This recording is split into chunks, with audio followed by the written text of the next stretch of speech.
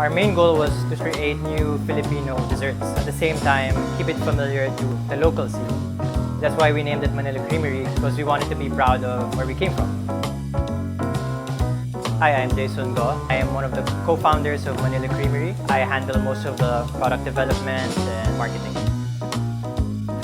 So the new flavors now, the first one is Simply Biko. What's interesting about this is it sounds so simple, but it's actually the most labor-intensive flavor that we've ever made.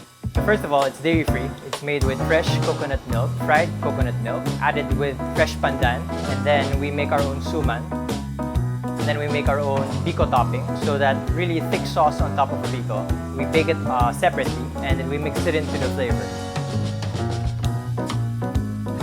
And to top it all off, to add a little bit of crunch, we use a coconut sugar with coconut oil crumble. The second flavor is less Filipino, but it's something also traditional. It's a spin-off milk and cookies.